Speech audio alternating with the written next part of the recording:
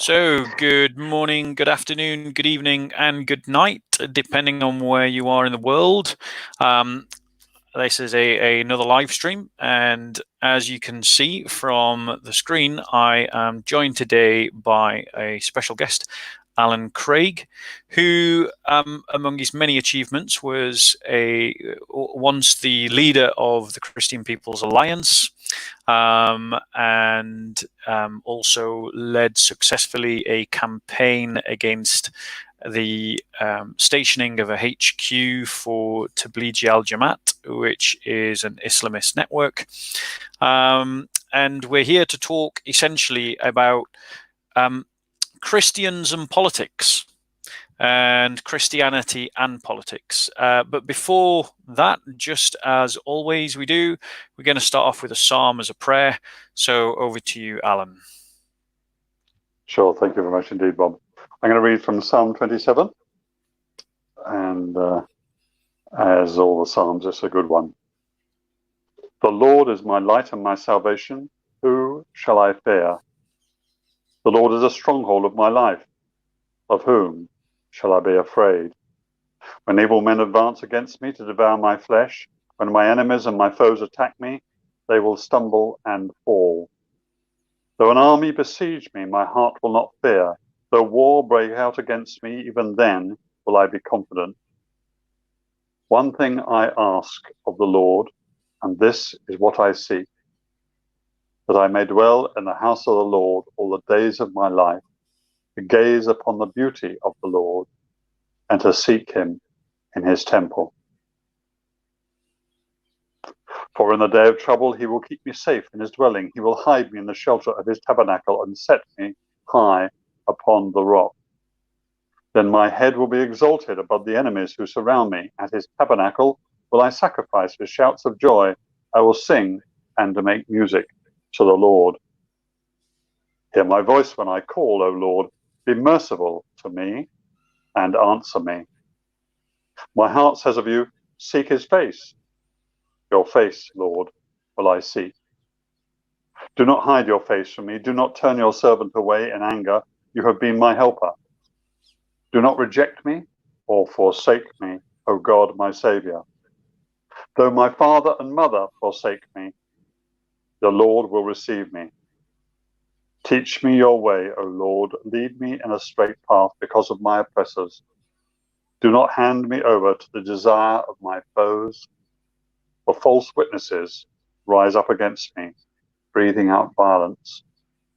I am still confident of this. I will see the goodness of the Lord in the land of the living.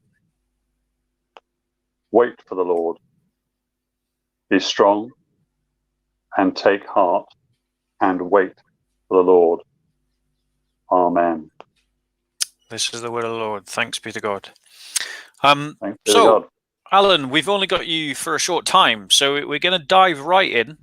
So the very first question I'd like to ask is, explain to me why, as a Christian, you thought it was important to get involved in politics of any kind.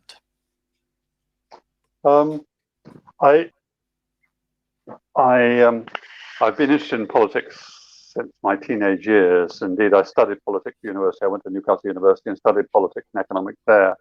And soon after I was involved in that, I was then a fairly active student, conservative student at university. And soon after I came out of university, I stood for Parliament for the Tory party. And I went to Newcastle University and I stood in Blaydon-on-Tyne twice and really, really enjoyed campaigning, really enjoyed that, right on Tyneside in the northeast. I really enjoyed that very much. And I carried on that through my 20s, but then I got converted in my 30s, just around my 30th birthday, and gave up politics for a long time. I thought actually there's far more important things for me to do.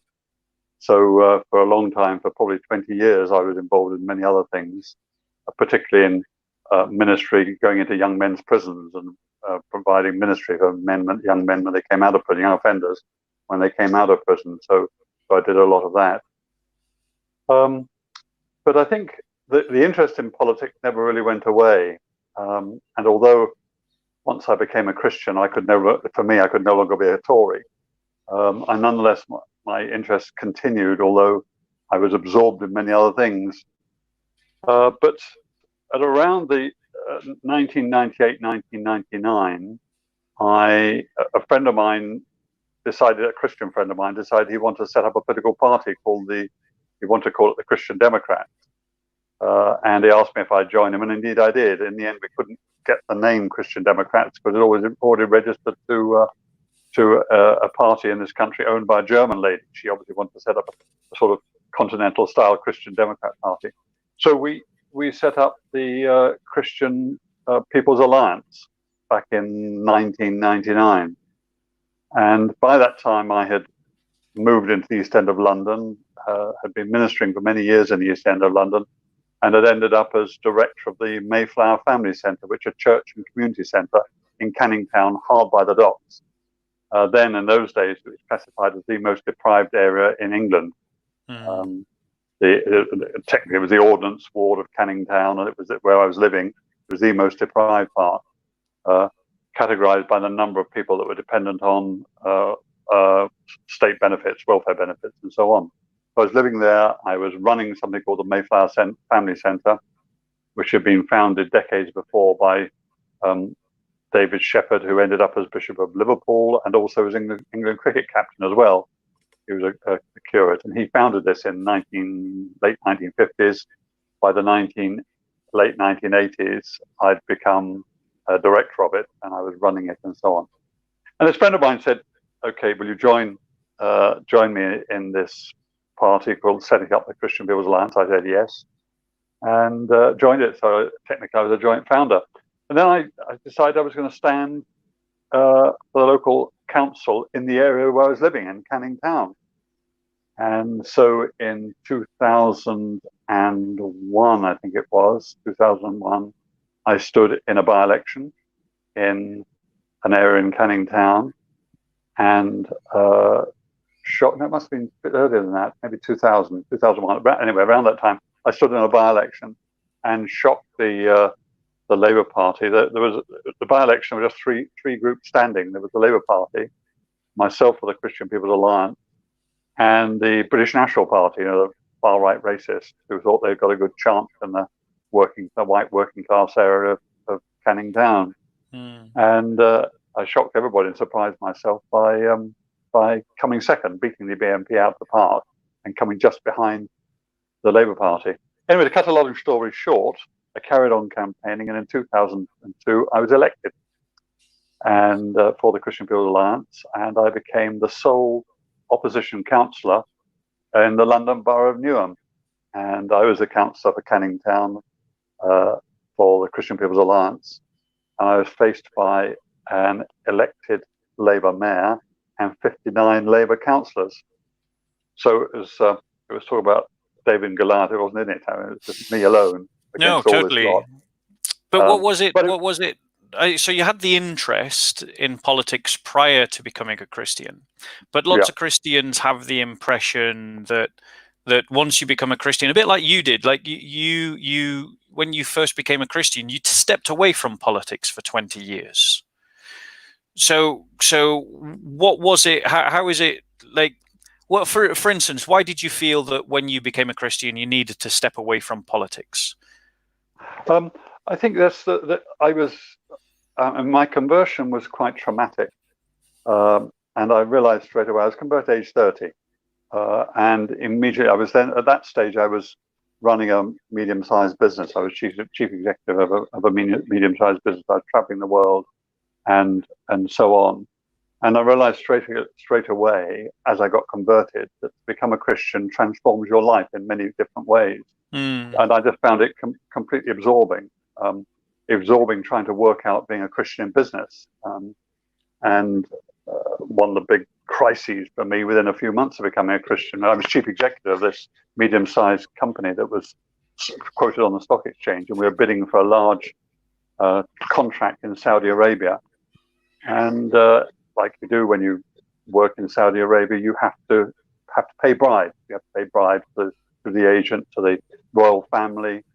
We were actually involved in the aviation industry, and this is all going on. And then suddenly I become a Christian. I think, hang on, I'm a Christian now. I'm chief executive I can't agree with this. I can't. We're already bidding for this huge contract. We put in the bid for it. We know we're paying bribes to our agent to bribe the authorities in Saudi, because that's the only way you can do business in Saudi Arabia. So I thought, so I thought to myself, well, I can't do this anymore. I'm a Christian now, so I can't be involved in this sort of corruption. So there's a huge internal row within my company, because I suddenly did a U-turn with all the directors and said I can't go ahead with this. But it was a huge crisis for the company. In the end, it worked out well, because the Saudis didn't award anybody the contract. They gave us our bid money back and so on. It worked out well. It was a huge crisis. But all this sort of thing was totally absorbing. I didn't really have time for political thinking during all this, and running the business and leaving the business, getting involved in work with young men in prisons and that sort of ministry and so on, young offenders and so on, and doing evangelism in prison.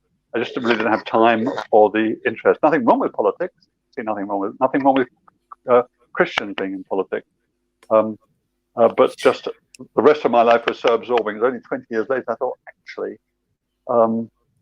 Christianity is being, and the name of Christ is being rubbished so much and so sidelined in our public life. What was such a formerly a Christianized society. We've never been a Christian nation, but we've certainly been a Christianized society. And yet Christ is being written out of the public agenda, Christianity being written out of the public agenda. So I thought, I'm going to step back in and see what I could do. So, Do you think that this is a problem within the body of Christ? That a lot of Christians, they think, well, now I'm a Christian, I'm gonna do evangelism, or I'm gonna do prisons ministry, or I'm gonna do ministry to help the poor, and that not enough Christians are thinking that the way that I can serve Christ is by getting involved in politics. I think I don't think I can't judge. I can't condemn people who decide they're going to be full-time missionary, going on a mission field. There's nothing more important than propagating the gospel. Amen. And my two historic heroes are not politicians. My two historic heroes are the Apostle Paul, for his single-minded insistence on preaching the gospel right the way around the Mediterranean and so on, and John Wesley, who was exactly the same, up and down the country on the back of a horse. He'd go preaching the gospel. And they're my heroes. It's not politicians who are my personal heroes. It's these evangelists who are my personal heroes. But I think you just have to think, well, where am I personally called? What I do think is that the church leaders give a very poor example. When they get involved in politics, it's extraordinarily ill thought out and wet. I mean, the politics we're getting out of the Church of England at the moment is awful. It's embarrassing, if I can. Yeah. They just see the latest bandwagon going past and jump on it. Normally a very liberal one. And I think anybody who thinks that to get involved in politics, you've got to follow that. Well, don't bother. Their politics is emergent from the culture, not emergent from an apostolic teaching or from biblical teaching. They're not drawing out from the faith anything like a political narrative, and they're simply co-opting the political narratives of the Labour Party or the latest progressive kind of mantra or storm that's been whipped up, as we're seeing now with the statues thing and the Archbishop of Canterbury. Yes, I mean, just appalling. He sees this bandwagon going past, he jumps on it. So today he announced that they've got to review this whole thing about whether Jesus is represented as a European, and if he's represented as a European with a white skin and so on, we must do it. Oh, really? Really? Yeah. Is that all you've got to say? Is that all you've got to say? I mean, if that's really important, why didn't you say that a year ago or 2 years ago? Why not? Well, because you want to jump on the latest bandwagon. It is so weak. It is so weak. It is so pathetic. That really, I have become a great advocate for the disestablishment of the Church of England. I think it is an appalling example of Christianity. It's an appalling representation of Christianity. And the sooner we disestablish it, the better, in my view. Amen. I didn't used to think this, but I think just over the last 5 years... I'm like you. I've gone on the same journey. I used to be very much in favour of the establishment of the Church of England. And now I think the quicker that it gets de-established, the better it will be for the Church. It's funny. You can say, I feel the same about the BBC. It's another state-supported broadcaster. You can't tell the difference. They both have the same agenda. They both have very left, liberal, trendy agenda, and that's what they promote. Church of England here, BBC there. What's the difference? So defund the BBC and disestablish the Church of England. Get rid of both of them. Amen. I mean, and when was the last time that the BBC fell out with the Church? When was the last time the Church of England really fell out with the BBC? That tells you something. I think it's a sign of a weak identity that the Church of England is not standing up more for a Christian identity and a Christian political narrative. But there were two things that you said that I want to sort of zoom in on. One, you said, now that I've become a Christian, I can't be a Tory. And the other one was that your friend wanted to establish a Christian political party that became the Christian People's Alliance. So I want to focus in on those two things in the next two questions. So the first one is, tell us a little bit about your thinking as to why, when you became a Christian, you thought, well, now I can't be a Tory. What was the reason for that? Well, I suppose I put it in fairly simplistic terms, if I may. It's much more complicated than this, but it seemed to me that the Tory party it used to be the Tory party at prayer, but it was the Tories that were Christians were really quite strong on the, if you like, on the vertical, on love the Lord your God, but weak on the love your neighbour as yourself. Whereas the Labour Party is very strong on love your neighbour as yourself, but weak on the horizontal, but weak on the vertical. That's a bit of an oversimplification. But I didn't see a lot of compassion and care for the underdog, the marginalised, for the outsider, and so on in the Tory party. I saw very strong individualism, very strong get on and do what you can, and the rest of it. And while I had been a Tory, I thought I can't be part of it. I looked at the Labour Party and I thought I can't be part of that. So when this friend of mine came and said, look, I'm setting up a new political party, and I was beginning to get interested in politics at that stage, I thought, he and some colleagues had set up something called the Movement for Christian Democracy, and which he wanted to turn into the Christian Democrat Party, but couldn't because somebody else had got the name. But I became part of that. I thought, it seems to me you need to balance both. It is both about individual salvation and individualism, if you like, but it's also about loving your neighbour and caring for the underdog and the marginalised, the outsider, and so on. Yeah. And I thought we can carve out a new form of Christianity for that. And those have been my guiding principles since. I think, and I would agree with you that a genuine Christian political narrative doesn't sit squarely in the left or the right. Kind of cuts across them both, because on moral issues, we're obviously going to be. I mean, the Conservative Party today is not conservative on any moral issue. It's totally left-wing. It's gone along with the progressive agenda. It's now purely an economically right-wing party. But on a lot of moral questions, it would be traditionally what was understood to be conservative. But but essential to a Christian political narrative is a genuine concern for the poor and a solidarity with the poor to alleviate poverty, and to help people who are on the margins of society at an economic level. So the Christian, well, not just the economic level, but actually the social level as well. Those that are derided, those that are marginalised. Not just economic. It's not just about the poor, although it is about the poor. It's also about the powerless and those who have no voice. And it's much more complicated than just the poor. But it starts off, the poor you'll always have with you, always, said Jesus. Well, yes, we do, and therefore we need to be on the side of the poor, but not just the poor, but also the marginalised, the voiceless, the silenced, the ignored, and so on. Yeah. And I think what happens is that often Christians either grab hold of like the moral issues, or they grab hold of questions to do with the marginalized and the dispossessed, and they haven't brought the two together. And is it right in understanding that that's kind of what the CPA, the Christian People's Alliance, was trying to do, was to take the sort of traditional conservative views on things like abortion, marriage, and divorce, and then match that with a genuine concern for the poor and the dispossessed? Yes, I think so. We're trying to work that out, and that we're trying to sort of get that sort of. It's a middle line sounds soggy, and it shouldn't be soggy. It should be Mm. vital and alive, and holding things in tension. And so it is after the individual salvation, as after the individual salvation, but also that reaching out. So yes, we were trying to do that.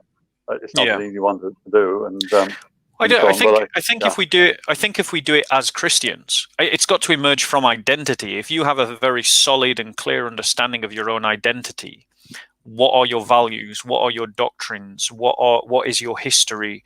You know, and you allow that to express itself, Yeah. then it gives rise naturally to a political vision. You know, which I think Christians have lacked for hundreds of years now. Sure. One of the things I really enjoyed, as I say, I was elected in 2002. I was elected as a Christian People's Alliance councillor here in the London Borough of Newham, where I still live, and I was the sole opposition councillor. But what I really enjoyed was because you had this huge, massive wasn't monolithic, but this monster party that had run the borough for decades. They had virtually run Newham since the First World War. And I got in there, and they hadn't had any opposition at all for 8 years. 2 lots of elections before I got elected, there'd been no opposition at all. There'd been 100% Labour. And I got in there, and I really enjoyed working out what it meant to be a Christian in that context. So, for instance, a major issue that helped get me elected was the council decided they were going to have a housing regeneration project in Canning Town, where I lived, and also where I had become councillor, became councillor. And they decided they really thought it was absolute top-down management. They just announced that 1,900 families were going to be moved out of Canning Town. Wow. In order that they can then rebuild. And they said, well, you'll be moved back in afterwards. Well, it was a monstrous decision. I really think they thought that actually, although they're Labour, they really thought the Canning Town people would cut their forelock and say, thank you very much, sir, that's very nice of you to give us new housing. They had no concept of the social and community cost. In Canning Town, it's a real working class area, lots of single mums and so on, who depend on the network of their uncle round one corner and their grandma round another, extended families around the corner, all these networks. You take them out of that and take them out into Essex for 3 years or 5 years or whatever it is before you bring them back in. They could be completely lost. They had no concept of the human relationships, which are so important. And And that's a blind spot. It wasn't just a blind spot. They really thought, we're going to gentrify this whole area, we're going to make it good and so on, and bring in outsiders in order to improve the whole quality of the life. So it wasn't actually about primarily the benefit of the people that live there. It was actually about taking this right by the docks, so very valuable property, moving the working class Canning Towners out, predominantly white working class, moving them out, okay, building fake tower blocks, bringing some of them back in, okay, but also having plush blocks of flats for the yuppies and bankers and the rest, and then commute from Canning Town straight into the Canary Wharf or the city. I mean, it was Blairite managerialism. Champagne socialism at its best. Absolutely. Well, worst, I would say, but yeah. But of course, it absolutely helped me because I took on the local council on this issue and on many others, and I became extremely popular because I was the one that I didn't care what the Labour Party thought about me. I'd said exactly what I thought about them. I called it ethnic cleansing. And of course, the Labour Party went absolutely mad, but it was taking working class people out and so on. So I had all sorts of expressions like this. They went absolutely spare at me. But then you became the leader of the Christian People's Alliance, did you not? Was that not part of your journey? In due course, I did. I think I became leader. Possibly, I was elected in 2002, and then re-elected in 2006, together with 2 other colleagues. Got elected. So the 3 of us got elected for the Christian People's Alliance in 2006. So I became leader of the opposition. So we got 3 councillors. I became leader of the opposition. And I guess it was about then that I became leader of CPA, which I stayed as leader through until 2012. So I think probably I did 4, 5, or 6 years as leader of the CPA, until I resigned in 2012. Yeah. Just out of interest, I mean, are you at liberty? Are you able to explain? Well, first, before we get into that, what was the goals of the Christian People's Alliance whilst you were its leader? What were you hoping that the CPA could achieve? I was hoping that for me, that by what we worked out on the ground in reality as a local councillor, some of those principles could be worked out in nationally. Now, of course, it doesn't always work out like that. But for me personally, a lot of my experience, I stood for London Mayor for something called the Christian Choice in 2008. So I got elected first in 2002. I stood again and got re-elected with a larger majority in 2006, and then decided to stand for London Mayor, for the Mayor of whole London. And that was huge fun. We basically, at that stage, the Christian People's Alliance merged, if you like, for the sake of the campaign, merged with the Christian Party, and together we called ourselves the Christian Choice. And I was chosen as a candidate for London Mayor for the merged parties for this campaign, the two parts of this campaign, the Christian Choice. So I did that, and that too was great fun. But again, it was based. We couldn't develop policies in the same way that the National Labour Party or the London Labour Party and the London Tory Party could do. So a lot of those policies came out of the issues that we engendered locally in the East End of London. So it was around those sort of things, plus some fairly obvious ones that the Christians would want to. For instance, we argued that marriage is the foundation for family and for the good and safe and healthy nurture of the next generation of children. So part of my pledge, as if I had been elected as Mayor of London, is we would have given a lump sum bonus for young couples on their marriage of some 200 quid or something like that on the getting married, in order to encourage them to get married rather than stay as cohabitees or whatever. We wanted to encourage marriage. It wasn't a huge amount of money, and I have to be fair, it was tokenism, but it was trying to put marriage into the public debate and put that in there.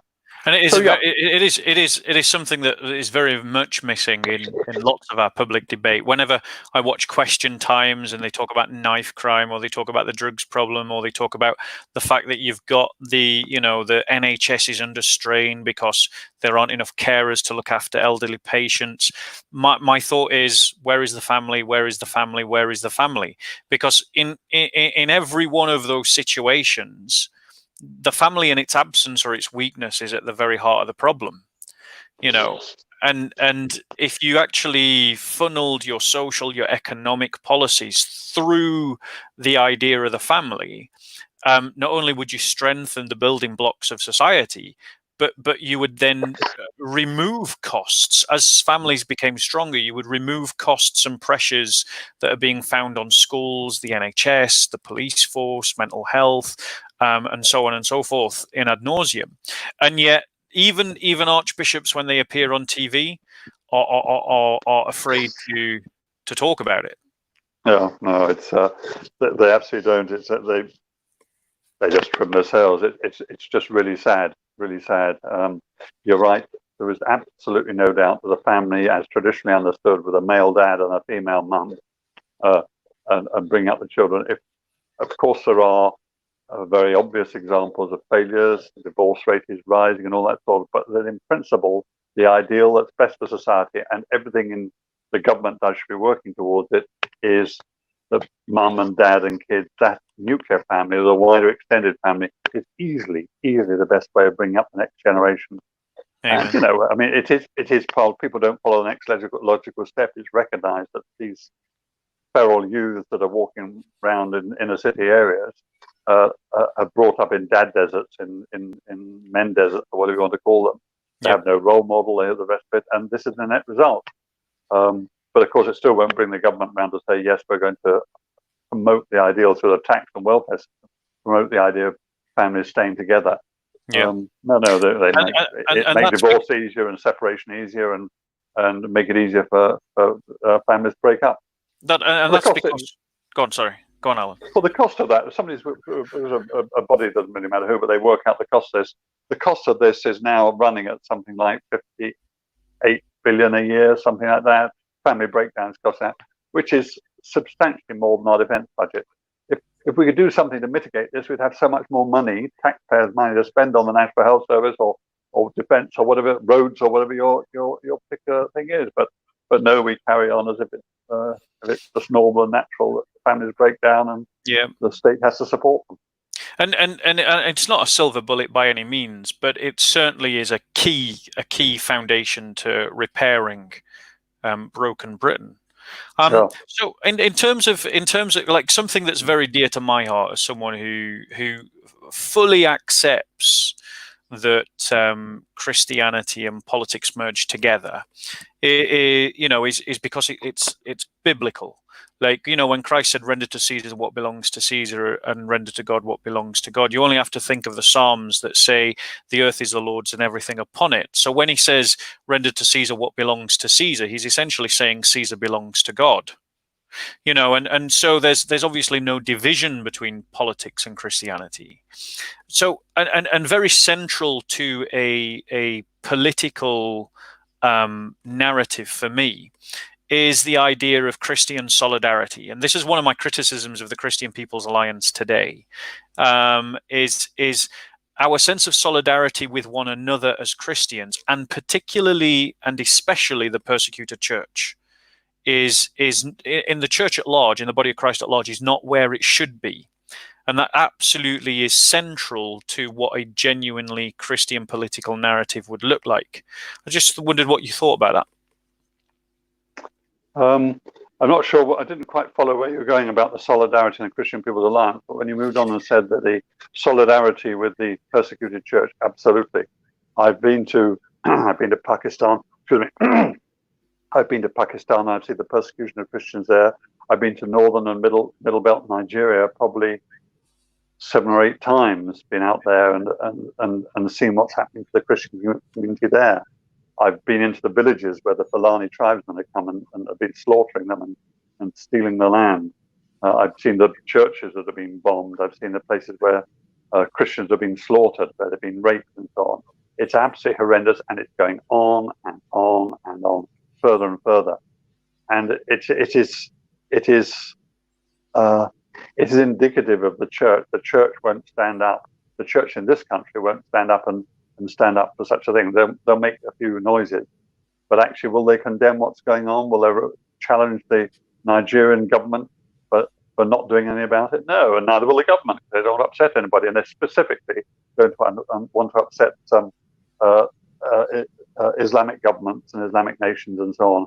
So they name the name of Islam persecuting Christians. They feel they can't do it. But that's what's happening. Because that destroys the narrative, doesn't it? We've got this sort of liberal progressive narrative in this country that all religions are essentially equal. They're all, you've got 3 Abrahamic religions. They all teach the same. And then we've only got 2 Abrahamic religions. I know. I agree with you completely. But that's the narrative that we get from the state. And then if we then juxtaposition that with burnt out churches and Christian refugees in northern and middle Nigeria, especially when the Archbishop has got a bandwagon to jump on about white Jesuses in cathedrals, it disrupts the narrative, and it shocks people out of simply accepting the narrative that we're being told by the state, which is that we're all just to get along. Just don't talk about controversial stuff. Just grease the wheels. Don't talk about anything that would increase friction. Sure, I mean the Bible talks a lot about false teachers and false prophets. There you have it. That's it. What is the bench of bishop? False prophets, a lot of them. Not a single one of them is a false prophet. And they'll receive their comeuppance. I mean, that's where it is. We have many false teachers and false prophets at senior levels in the church. They won't say what's got to be said. They won't preach what's got to be preached, and they won't stand with their brothers and sisters in Christ. Possibly because they aren't themselves Christian. I think they follow a cult, and the cult is the cult of culture. Their idol is what is the state and the liberal progressive mantra, and we know what our gods are in this society, because those are the things that we can't criticize. Mm-hmm. And I think that one of the reasons why Christianity is not taken seriously is because Christians don't take Christianity seriously enough to stand up for it, and we don't take it seriously enough to suffer for it. Mm. Yeah, no, I agree. We've had it too easy and the rest of it. No, I agree. And part of it, we have to look at ourselves as well, don't we? Yes. It's very easy to judge the Archbishop of Canterbury, and frankly, I do, because he's a public figure and he's got a lot of power, and he misuses it, and the church and the churches at the senior level are full of false prophets, are full of false teachers. But we have to make sure that about the speck in our own eye as well. Make sure we're doing our bit in our.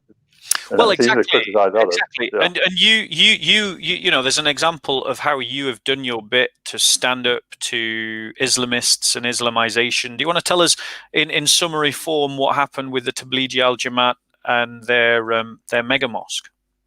Sure.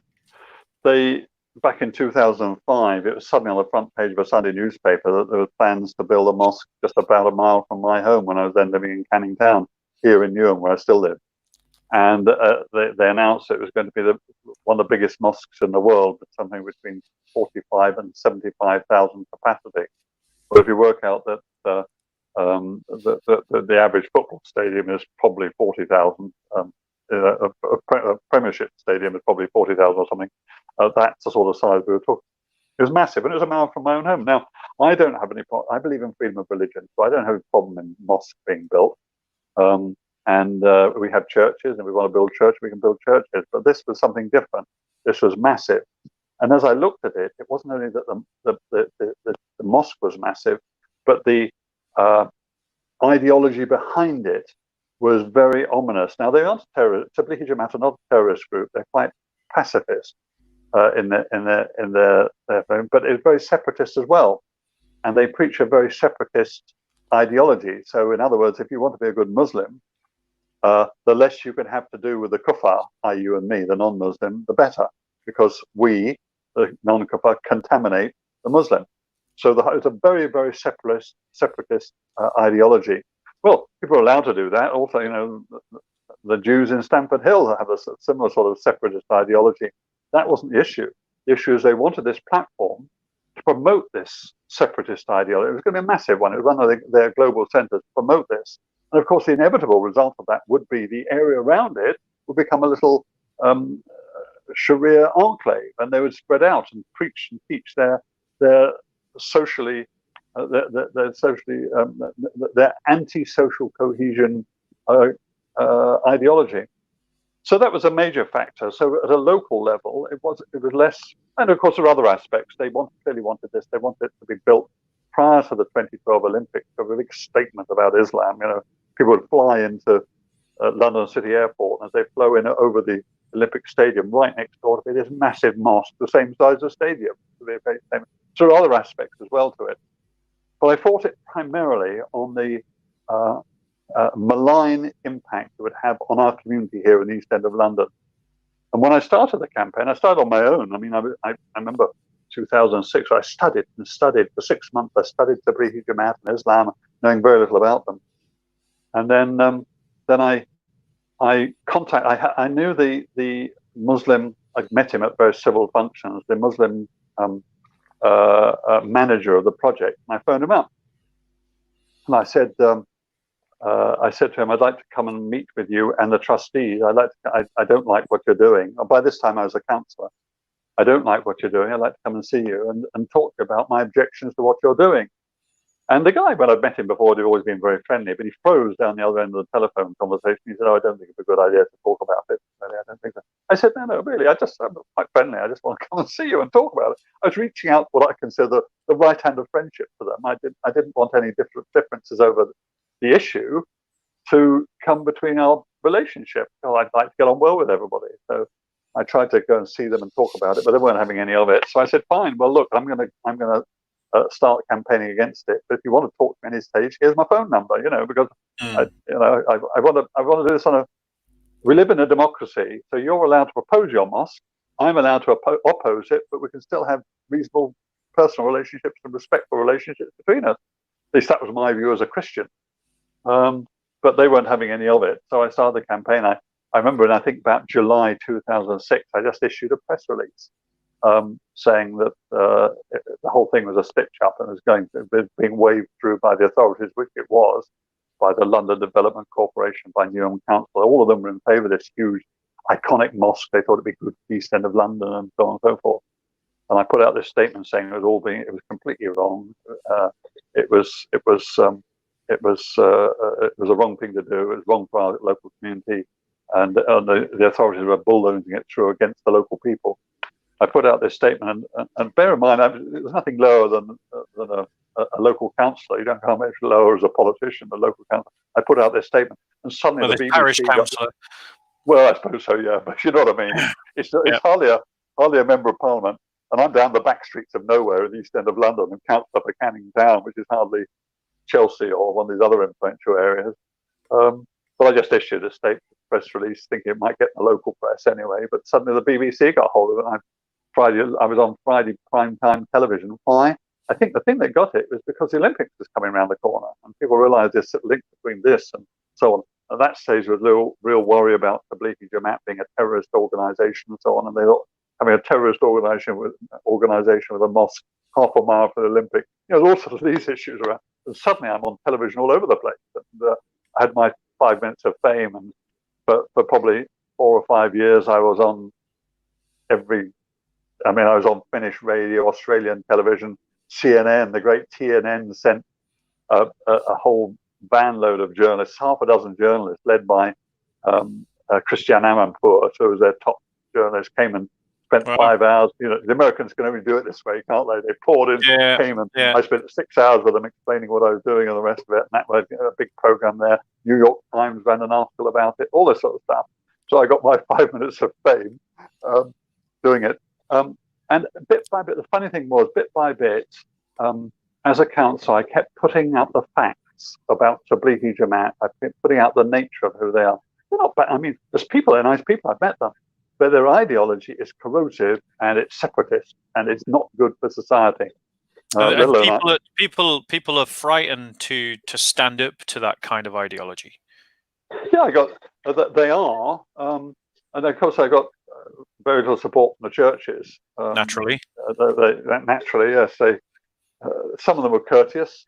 I did get invited to Lambeth Palace under a previous, and I went and met the Archbishop's secretary for interfaith relations or something. And I had a nice cup of tea out of bone china, as you do in Lambeth Palace, and explained to him what I was doing. To be fair on him, he wasn't against it. He wasn't in favour. I think he just wanted to see who I was. With this lunatic Christian who was busy opposing it down the East End of London. Yeah. Just it's socially, it's the other end of the scale from Lambeth Palace. But I got very little support. I got lots of support from, if I can put it, a normal Christian. You walk down the streets of Newham and they come up and say, "Well done, Alan," and all the rest of it. But the clergy really didn't like it because doesn't that I find that particularly concerning, that there is this disconnect between the people that are in theory the leaders of the Christian community and the actual Christian community on the ground. The Christian community on the ground is much more up for a fight than the leadership. Yes, absolutely they are. Absolutely. And the leadership, I mean, you've got two senior Anglicans in the borough who are Labour councillors. They can't be more liberal left than they are. Then you've got a lot of other clergy from other Baptists and the rest of it don't really want to upset the council here, partly because they may personally be a Labour by conviction, personally, but certainly don't want to upset it because they think they need to be able to get on with the local council, because the local council shoves out grants, all sorts of things. You may find that your mums and tots group is your church mums and tots group may be receiving a grant from a local Newham council to keep it going, so you don't want to take it on. So they were. It didn't matter to me, to be honest. I thought, well, they've got to do what they've got to do, and I'm just going to do what I do. I'm sure I'm right on this one. You kept giving out the information about what Tablighi al-Jamaat is. Yeah. More and more people are catching on to it, starting to get behind you. I take it. A snowball effect. The important thing was at the town hall. What I noticed was at first, at officer level, in the planning department, they began to take me more seriously. They had no idea. Them was just another Muslim group. So I kept kept putting questions into council meetings. I put statements into council meetings. I quote other Muslims, more liberal, moderate Muslims, what they were saying about the Tablighi Jamaat. Fortunately, there was a campaign by some Muslims here in Newham against this mega mosque because they didn't like the Tablighi Jamaat. They thought the Tablighi Jamaat was separate. So it wasn't just a sort of one-man Christian campaign against Muslims. I didn't fight it on religious grounds anyway. But actually, an increasing number of Muslims would point out, you realize you're going to tell the Newham Council, both at officer level and at elected level, do you know what you're letting yourself in for? You know, this is what you're having this coming in. And bit by bit, I saw them change. Now, they never gave me credit for it. Of course they wouldn't. Why should they? In fact, all they ever do was accuse me of being Islamophobic and racist and a bigot and every other adjective they can think of. That's what they do, but that's life in Newham for you, and many other places too. It's water off a duck's back. You just get on with what you want to do.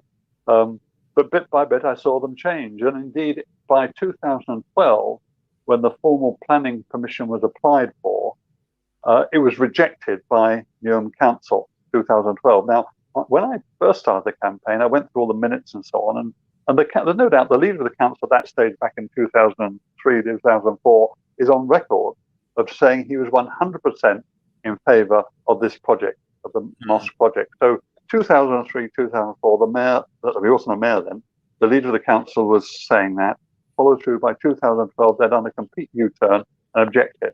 Now, I don't claim all the credit for it, but I had continual input into the whole situation, educating. These are the facts. These are the sort of people you're letting in. These are sort of, do you really want them to have this huge platform to promote their ideology throughout the whole of Newham and the whole East End of London? And it's about asking the right sort of questions, isn't it? It's about speaking truth and using truth as a sword. Yeah. You know, and using it as a pointed way, as an incisive instrument, as opposed to simply just blurbing anything that comes to your head and saying that's the fact. But when we use truth, it is a weapon to win the culture war. And it is exactly what we're instructed to do in Ephesians, you know, to buckle truth around our waist, you know. I think it's the old things, isn't it? It's the Christian thing about truth in love, and they're the twin pillars. So at all stages, no fair-minded outsider could say that I hated Muslims or had anything like that. I don't. They're my neighbours. Where I am now, right now, all my neighbours around here, because I still live in Newham, all my neighbours, almost 90% of my neighbours are Muslim. Literally, my next door neighbours, both sides are Muslim. I don't have any problem with Muslims at all. I like to banter with some of the lads. They've had their street stalls outside, you know, promoting their stuff and saying how Jesus was a prophet and all this thing. I like to go up and tell them, you know, the Quran's wrong.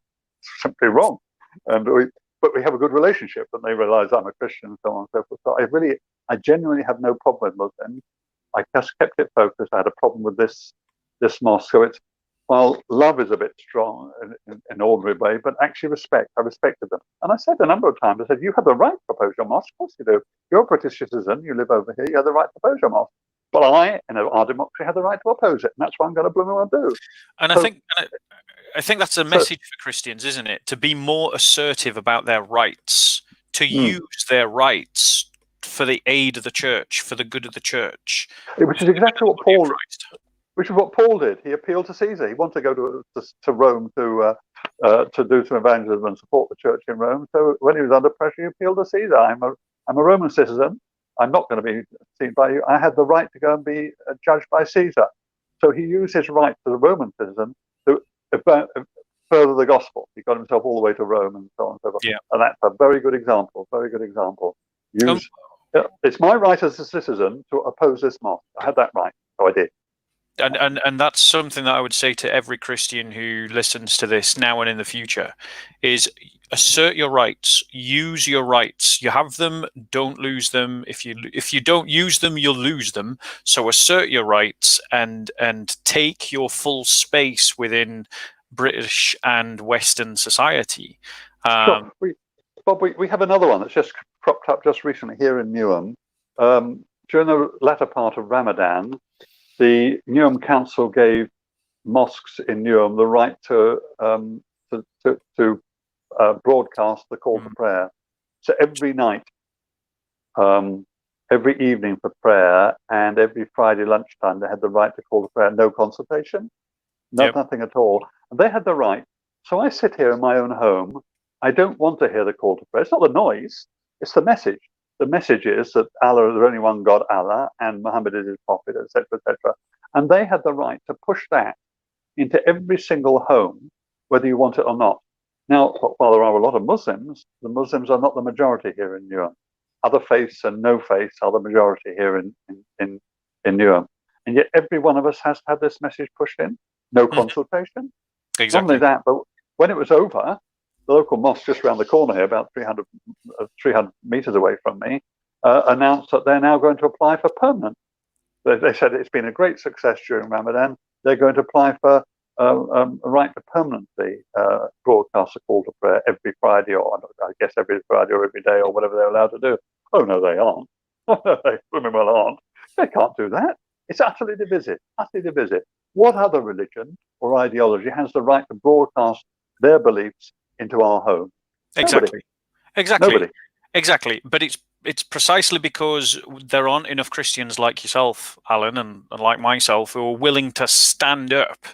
There's got to be a groundswell that emerges from the church of Christians getting politically active if we want to see things change. But we've got to get politically active from a Christian political narrative. Now, I am aware that time is short, and we're kind of running out of time. Like in the last sort of 10 minutes or so, what kind of thing do you want to say to our audience? What kind of thing do you want to talk to our audience about? I think one thing that a lot of people ask me, and I think you were about to ask me and then didn't, is why did I leave Christian People's Alliance? I was going to ask you that, but time is against me, so I was. Well, I think I'd like to clarify this because people do ask it. I have nothing against Christian People's Alliance. I left the Christian People's Alliance in 2012 because I thought I'd done my bit. I'm honest. I thought I'd been a counsellor for 8 years. I really, really enjoyed doing that. That was till 2010. I carried on being leader for a couple of years. I thought, actually, time for somebody else to do it. I thought to be honest, I thought at that stage I had done my bit with electoral politics. I was quite heavily involved in Parliament, working with various people in Parliament. I was enjoying doing that. I thought I don't need to do any more elections. So from 2012 onward, I gave up electoral politics. I resigned from Christian People's Alliance. Nothing against Christian People's Alliance. I enjoyed my time there. Absolutely no hostility whatsoever. And I thought that's my time with the electoral politics. However, then came by 2014 came David Cameron and the whole gay marriage debate. And I was so stung by the way that was bulldozed through with no consultation, no mandate from it wasn't in any manifesto in the election. No, it was just no consultation whatsoever. I was so stung by that. And I also, I'd met with Nigel Farage and heard him speak about Europe and Brexit and so on and so forth. I just was so angry. One day I just thought, that's it, I'm going to join UKIP party to my own surprise. But I thought, I'm going to do that. But it wasn't against CPA. It just, UKIP was a national party. It was the only one of the national parties that stood against gay marriage. It said civil partnerships are okay. And I thought that, combined with Brexit and so on and so forth, I thought I'm going to join, and I've done my bit with a small party, and I'm going to do my bit with a big party. And I didn't regret that either. Fair enough. That's absolutely brilliant. And it's a shame we haven't got more time to delve into that, because I would have loved to have talked to you more on that. I mean, we've got 5 minutes kind of left.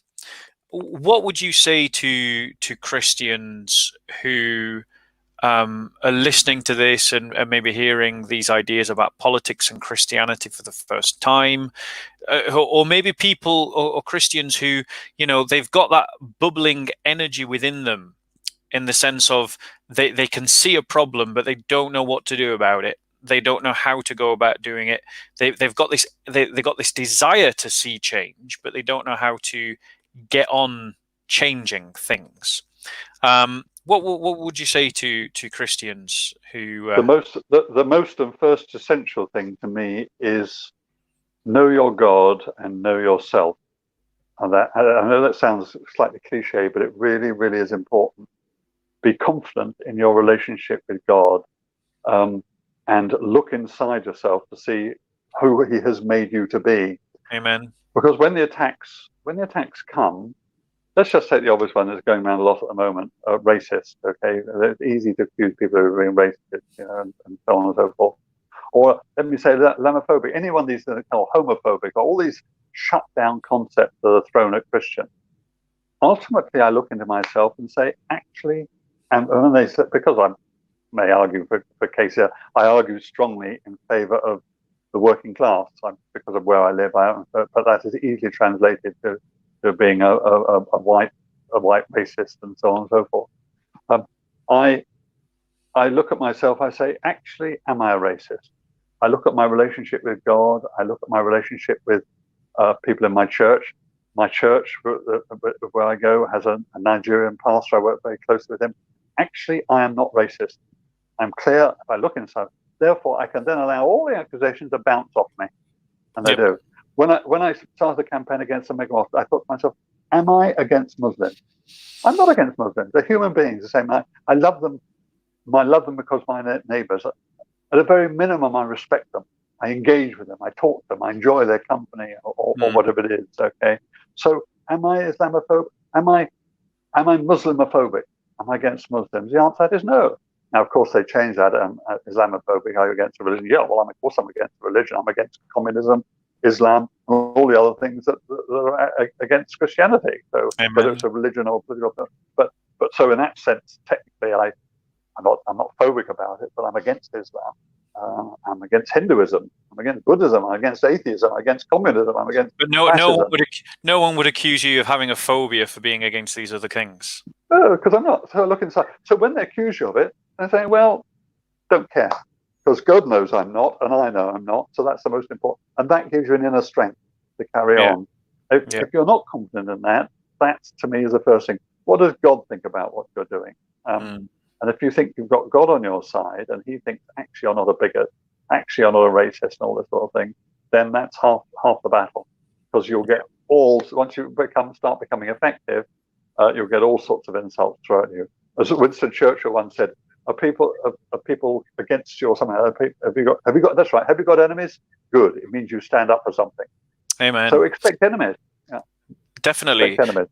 Do you? I mean, because we've got 2 minutes left. So, do you think that Christians, particularly in the UK, should be getting involved in the Christian People's Alliance? And do you think Christians from around the world should be setting up their own Christian political parties like the CPA? I don't have any views, if I'm honest about it. I mean, I can well understand why people do want to set up their own party. You look at the big parties, the major parties, and they're just appalling. Absolutely appalling. Look at the Tory party, look at the Labour party. Lib Dems is worse a lot. So what do?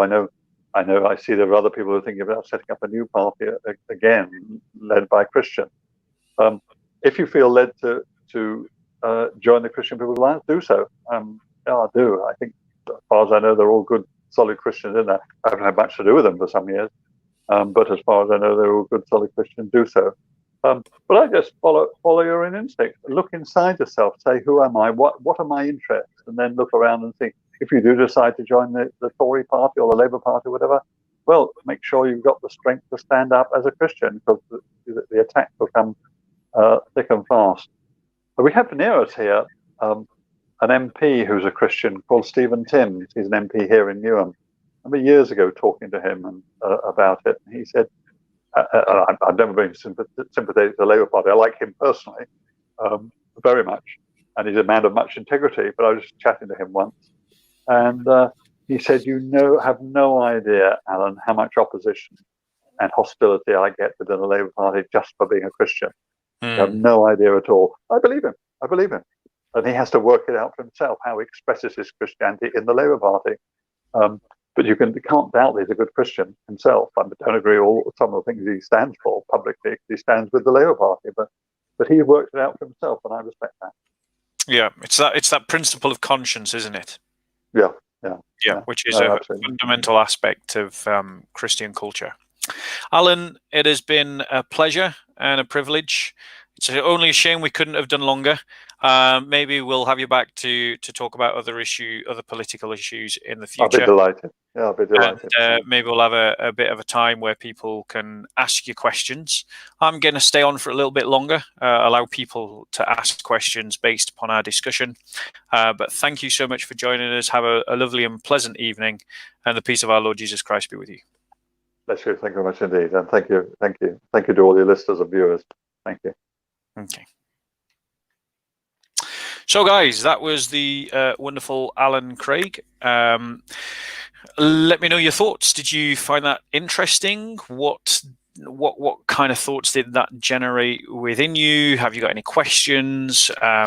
We'll stay on for a bit longer. Let people come out with their thoughts, their discussion points, and we'll just see how it goes.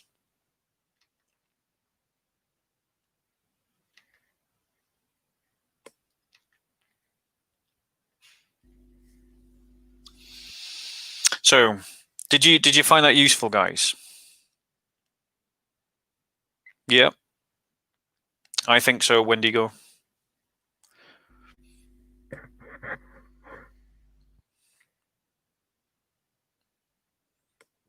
And are there any questions from today's discussion?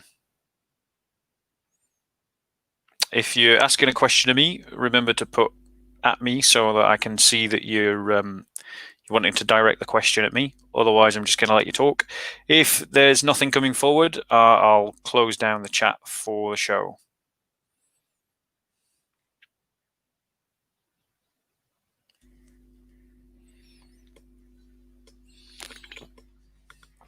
One of my thoughts from this is really the absolute importance of Christians to re-engage with the culture war.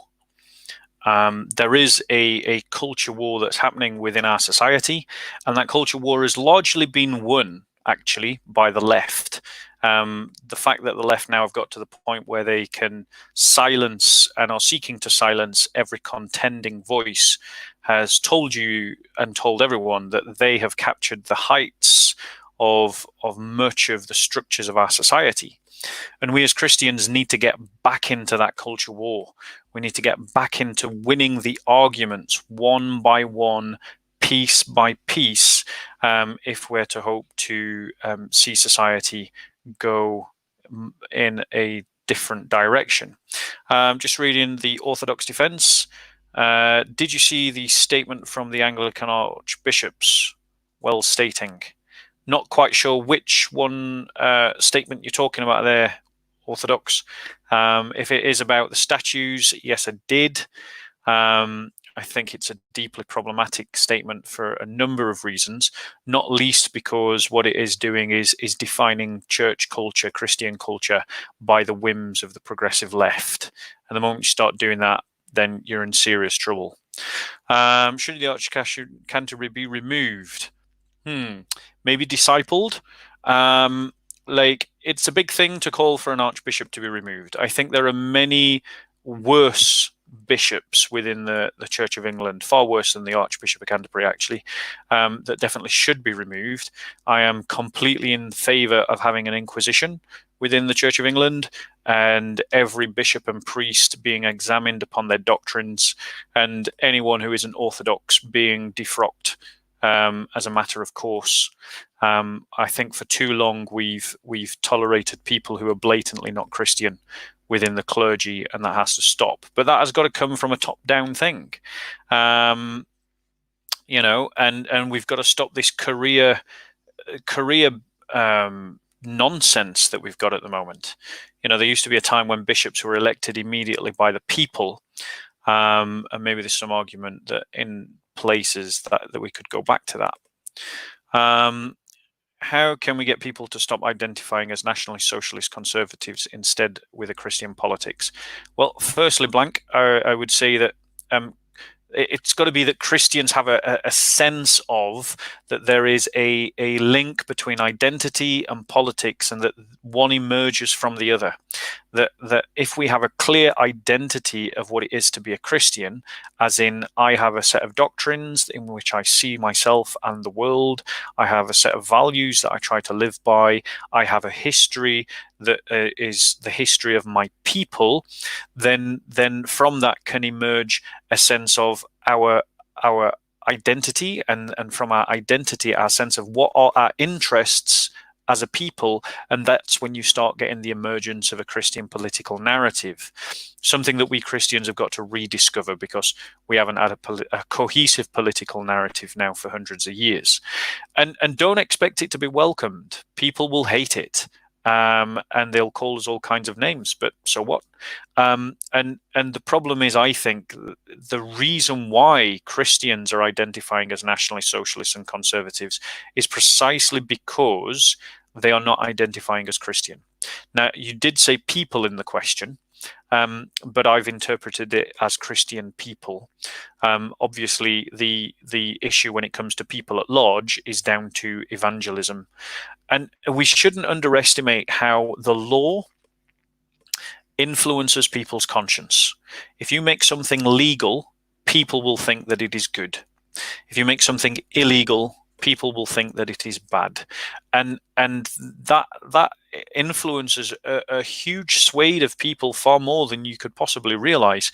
And it demonstrates that most people are sheep, and that the sheep need a shepherd, and the law constitutes as one of the shepherds of public conscience.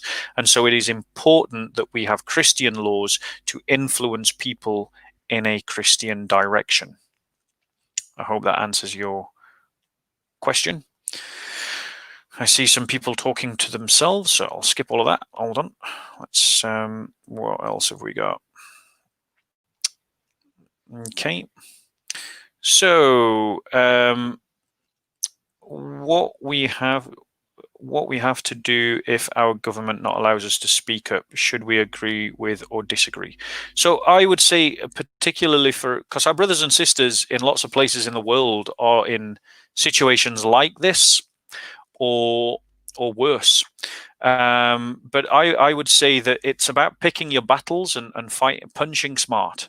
Like they're like, firstly, you've got to follow your conscience, but it's also about working within the laws where you can.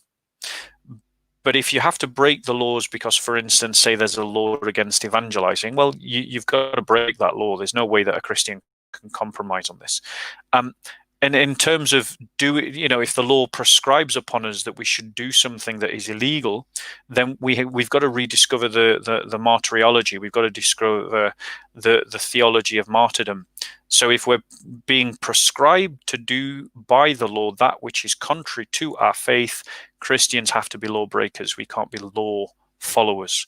And in terms of what we do, within societies that are generally against Christian, you resist. If you cannot resist with your hands, then you resist with your mouth. If you cannot resist with your mouth, then you resist with your mind. And you work with other Christians at a global level to change the dynamics of that government, because that is a problem that's bigger than any individual Christian. So Christians have got to form networks that work basically to usurp and to overturn governments that are anti-Christian and movements that are anti-Christian. And the church is already structured to do that. The problem is the ideology of that kind of desire to make that kind of change is not there, because too many of those churches are run by middle-class white Europeans who are conflict averse and don't understand the idea of winning a game of chess, let alone winning the geopolitical, socio-economic struggle through which the great cause of the church is being fought today. So my advice to you, Princess Rainbow, as an individual, is do what you can safely and work with the networks of Christians to, bring about change where governments don't want it, and that includes working in politics, in judiciary, in media, in the arts. Everyone's got a role to play by bringing about that kind of change. I love you, brother in Christ. And why do you call Muslims our brothers and sisters? And can I join? I have something to say. So, Rory, I love you too, brother. No, you can't join us today. I'm just taking questions through the chat. And I call them my brothers and sisters because in humanity they are. They're not my brothers and sisters in Christ, but we share a common all-father, which were the first humans epitomized in the picture of Adam in the book of Genesis. Okay, I think you guys are all talking to yourself, so maybe we're done. Let's have a look. Oh, no, there is definitely more. Sorry. Just sort of jumps down, So I've got to trace it back up now. I'll find out, try and do it in word order. Okay.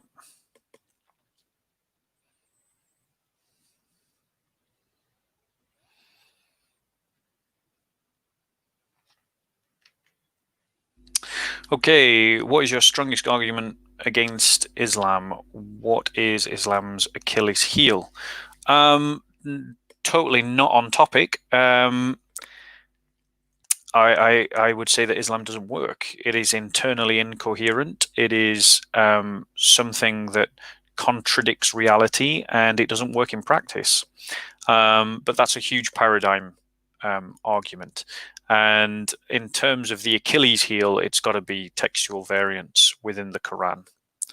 And for more of that, you can look at Dan Brubaker's channel and Jay Smith's Fanda Films, as well as DCCI and the work of Hatun Tash.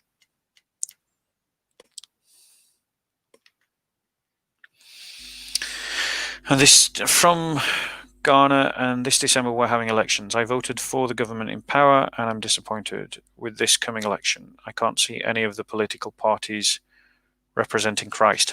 Christians have got to form their own political parties. If we simply think that we can influence our society by working within parties that are themselves working to a narrative that is in conflict with our faith, then we dilute any possibility to achieve anything. Consider the fact that Angela Merkel, David Cameron, Tony Blair, Bill Clinton, George Bush, 1 and 2, Obama, President Putin have all claimed to be Christians, have all claimed to be practicing Christians. Margaret Thatcher. But the thing is, they themselves may be Christian, but their politics is not baptized. Their politics is not discipled. Their politics is not emergent from a Christian identity. Their politics is simply the co-opting of other humanist politics. And thus, when we have all these positions of power and authority, we do nothing with it. We make no real advancement for the Christian cause.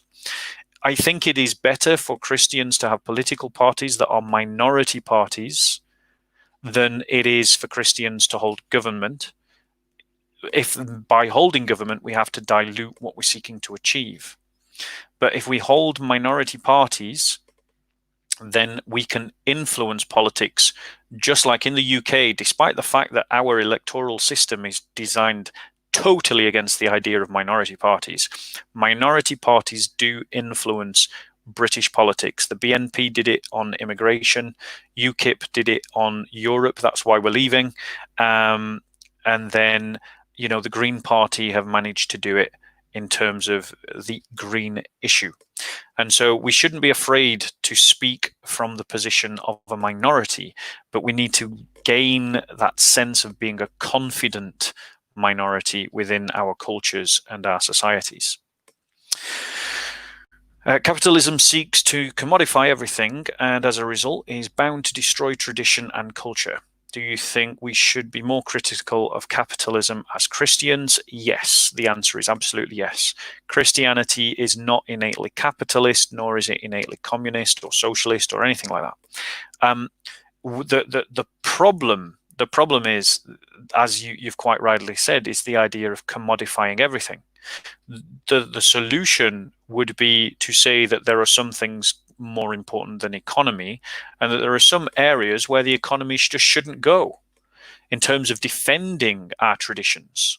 And that's where you get things like, control of the market around certain aspects of our culture that we just put out of bounds. It's like you can't commodify this, and we shouldn't be frightened to restrict the free market, especially when the free market is seen to be corrosive.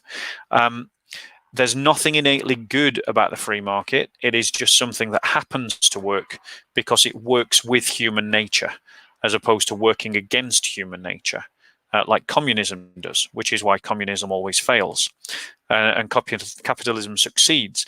We shouldn't underestimate, though, the good that has come from capitalism. More people have been lifted out of poverty through capitalism than through communism, and more successfully. And it is by no means a perfect system, to misquote Winston Churchill. In fact, it's possibly the worst of all. It's possibly the worst system. It just happens to be better than all the others. And the moment someone can come up with a better system than capitalism, I'll be an advocate for it. But for the moment, it seems to be the best one that we can think of. I think personally that the whole discussion around economics is a moot one, because I think that questions connected to environmentalism will cut away narratives of left and right-wing economics and make them all redundant. So there you go. That's what I've done, trying not to break the rule and the laws. And if anything happens, I will be calling you and our brothers here. I think as Christians, what we need to be doing is we need to box smart, and we need to stand up for our brothers and sisters. We need to work collectively to change regimes that are anti-Christian. And that means if we all pull in the same direction, imagine, in theory, the church is 2 billion people strong.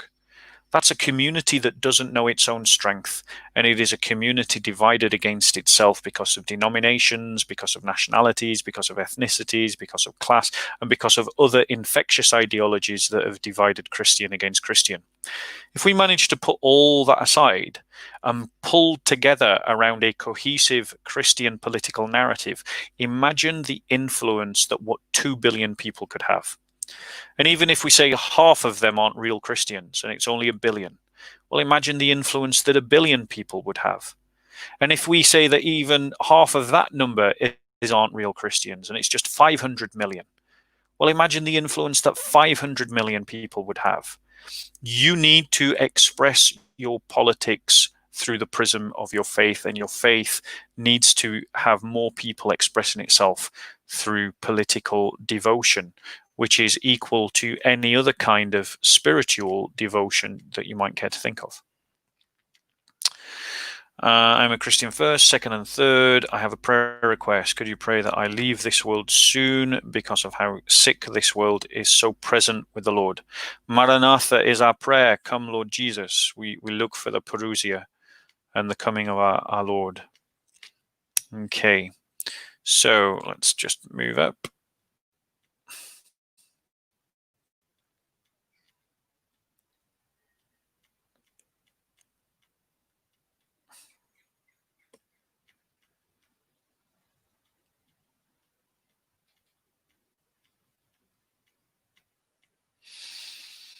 Moving on. What's your advice for young Christians today? Wow, great. Great question.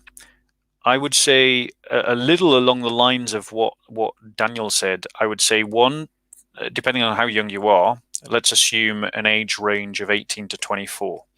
I would say one, take seriously the idea of finding your vocation. Two, don't limit that vocation to traditional things like being a pastor, being a monk, being a priest, being a missionary. Like, a vocation can be anything that you've got the skill to do, that doesn't contradict what the scriptures teach, that you have the opportunity to do, that you are are good at doing that, makes you a better person in doing it, that your spiritual advisors and fathers agree is a good direction to go in, and that those who are in alignment with the dominions and powers and the forces of this world hate.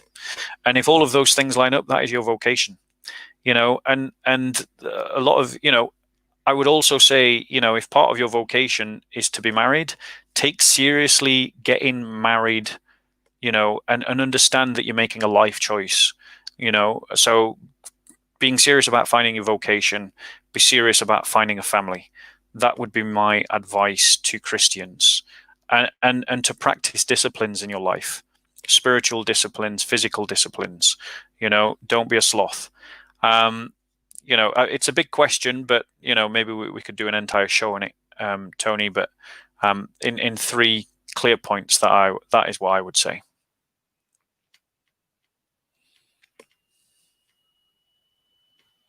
Okay. Right, guys. I think we will call it a day there. I hope if you could just tell us out of 10, so I get some feedback about the kind of content, whether you found this useful and informative, whether I'm getting the right kind of topics, the right kind of information out there, how useful are you finding it? If you could give us a 1 being rubbish, don't do this again, and a 10 being this is amazing, do this all the time, and then anything in between.